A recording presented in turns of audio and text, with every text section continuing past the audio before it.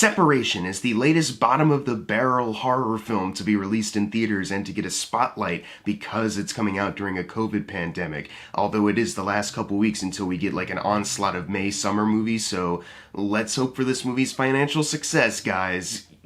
This movie's about a dad played by Rupert who is fighting a custody battle with his ex-wife over their daughter, but unfortunately the wife gets hit by a car one day and he is left as the sole parent of this child, but afterwards they start to experience some freaky hauntings, so yeah. I think the best thing this movie has going for it is legitimately the premise. Like, now that I've seen the entire movie and what they were trying to do, I think in hindsight, the premise actually is one of the best things about it because I can see what the writers were trying to go for, what message they were trying to convey, and I can appreciate that because I do appreciate horror movies that at least attempt to go the extra mile to have something to say, maybe have some sentimental value to it. So you might be wondering, Jackson, why did you call this a bottom-of-the-barrel horror film right in the beginning of the video if you're saying that this movie has a good hook to it? Well, it's because it's directed by William Brent Bell. You might be wondering either two things. One, who the fuck is William Brent Bell? Or you're wondering, that name sounds familiar, where have I heard that before? And it's because he directed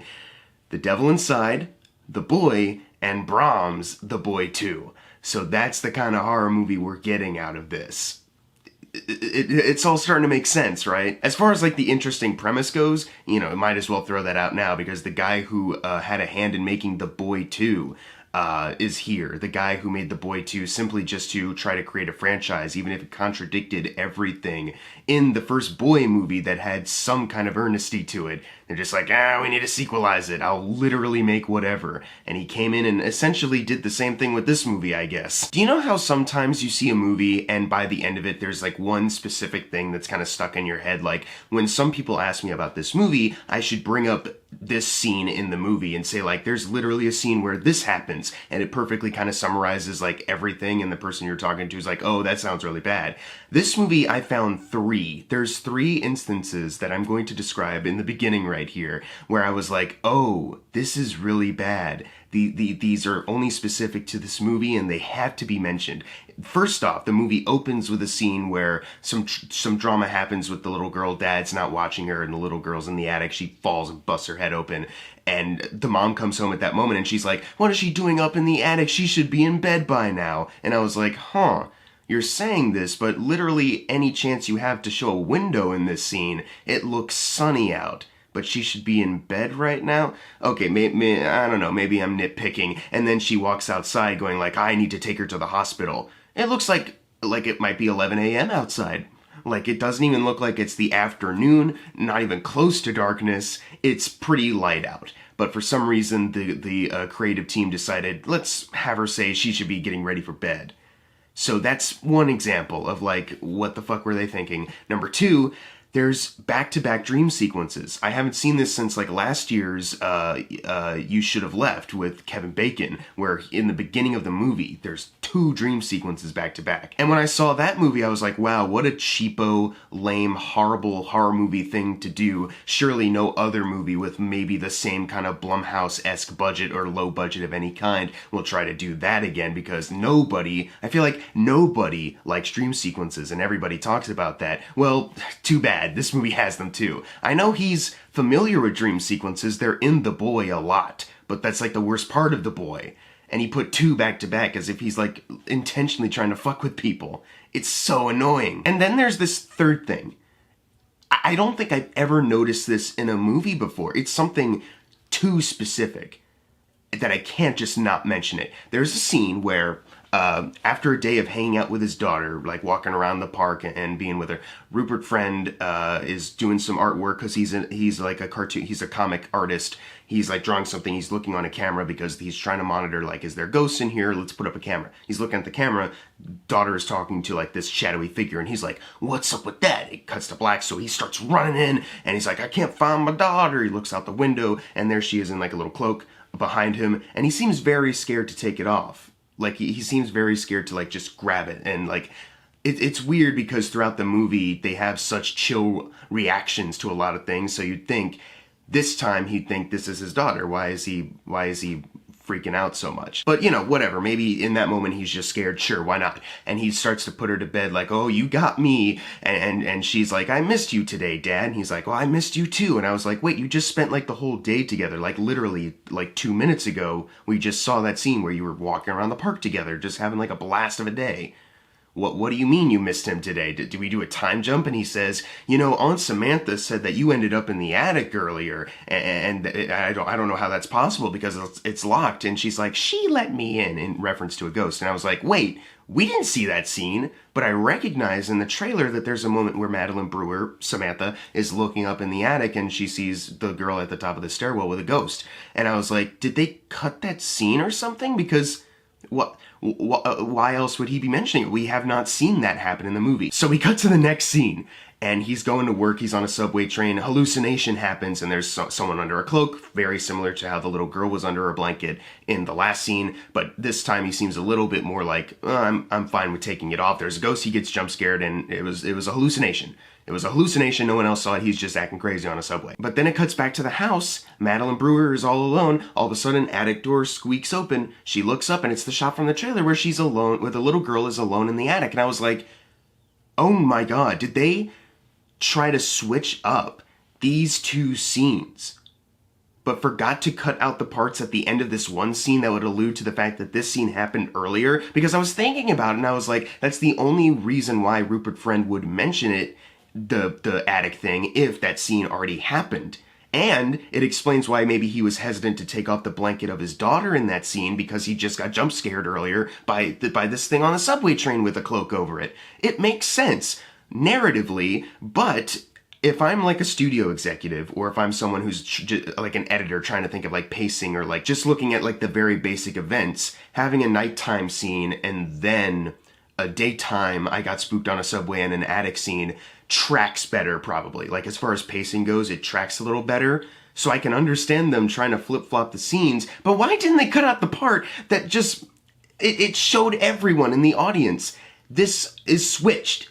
I don't think I've ever seen that before in a movie where I was watching something and I was like, oh, this is happening in the wrong order. They tried to do a flip-flop in the edit, but it didn't work.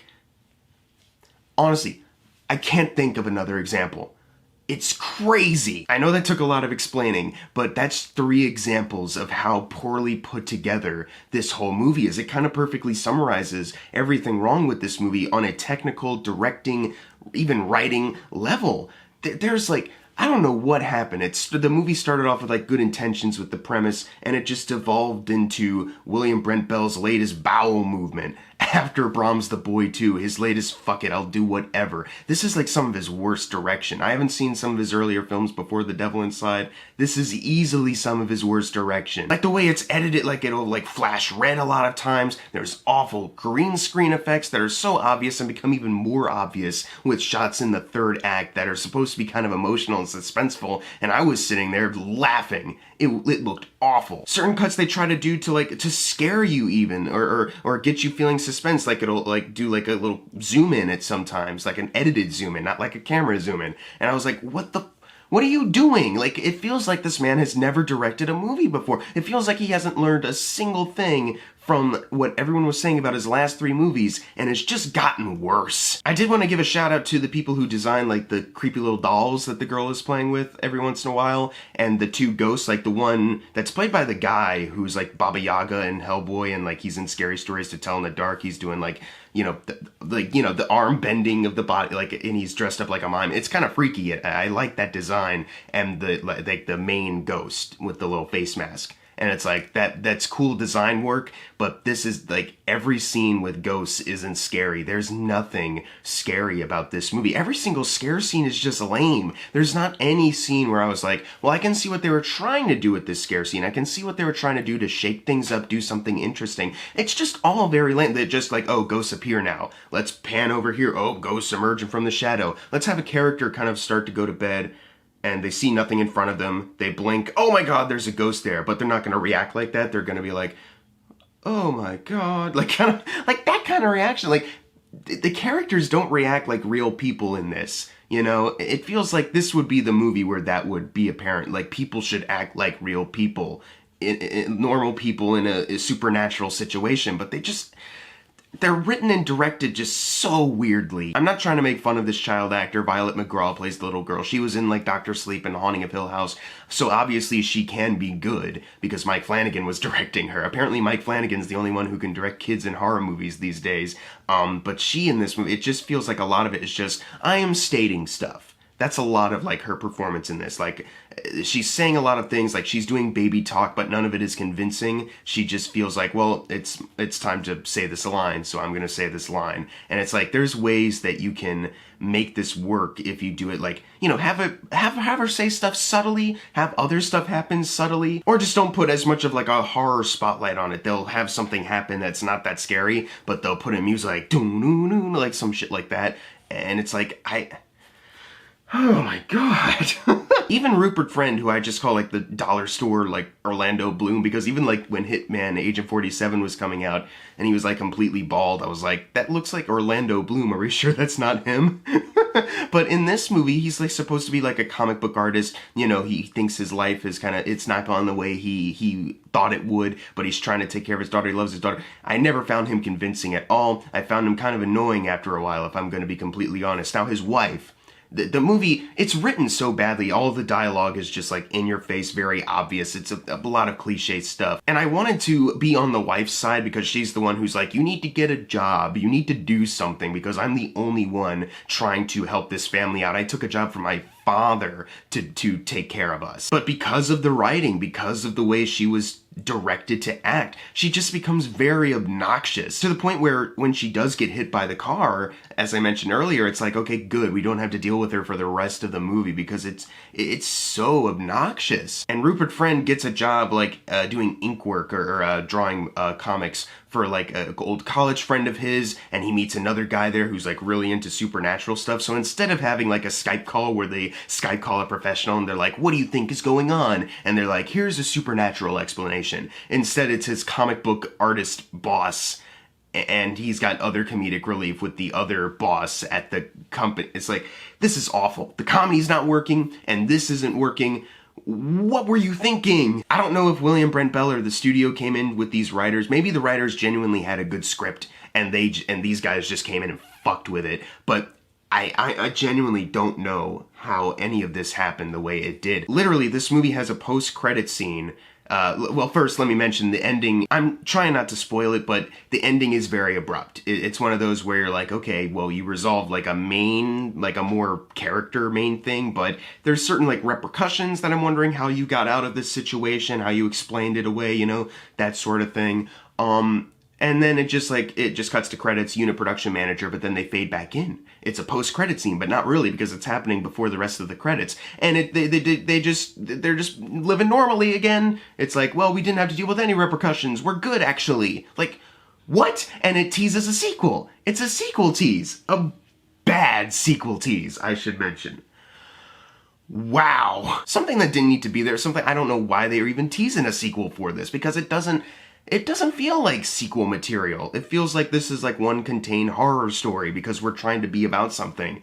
That part, if the studio meddled with this script at all, it would be that part. But the thing about this script too is that a lot of it is gearing up for a twist near the third act, near the like middle of the third act, where everything's gonna change, like you're gonna rethink how you've been watching this movie. Just like The First Boy, William Brent Bell's The First Boy, where there was a twist that kind of changed the way you looked at certain things. And the thing is, I'm not particularly against the twist in this movie. It's just that everything else around it isn't supporting it, you know what I mean? Like there's a certain character that it involves that I just did not really care for. I was really more so confused by them for a large portion of it because they're trying to portray it one way, and then all of a sudden it's like, oh, well actually it was all leading to this, so everything makes sense, right? And I was like, well, I guess, but I still don't really care.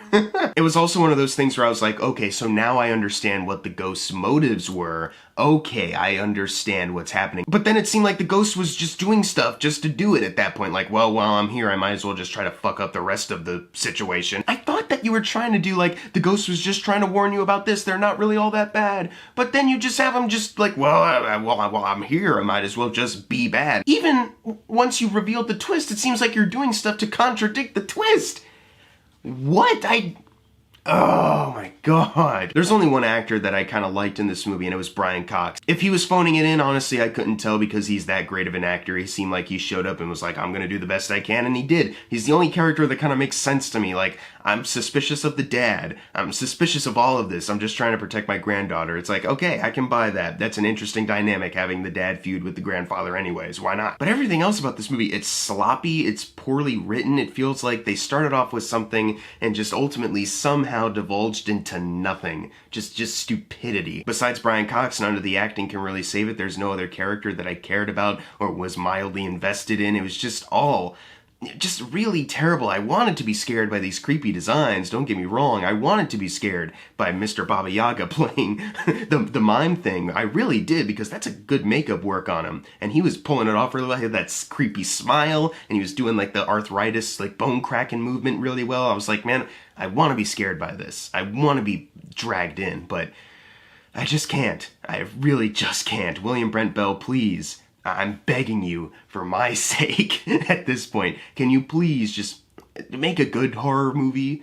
Because I think the potential is there. I saw it with The First Boy. The potential is there to do something good. The problem with The Boy was just kind of the script and the like lazy dream sequences you decided to do. There's easy fixes to how bad some of these movies are, but you don't do anything to actually fix it. You just move on to the next movie and you get worse. I'm not trying to be mean. I'm just saying these, like, if it weren't for these few positive things that I found in it, this would easily be, like, your worst movie. Because this is easily kind of worse than Brahms the Boy 2. Brahms the Boy 2 is nonsensical on every single level, so the fact that you made a movie that's also nonsensical but is also made horribly, like overtly, very obviously made horribly too, dude, you gotta do better. I'm trying to help. And also I wanted to give a special shout out to Madeline Brewer. She's in this movie. Unfortunately, I really like her. She has a supporting role in Hustlers, good movie. I have not seen Handmaid's Tale. I know her from Cam. Cam is a fantastic movie. I was surprised by how good it was. I think she carried it extremely well, and I've been wanting to see her in more stuff since. I think she's fantastic, so I was kind of excited to see her in this, and unfortunately,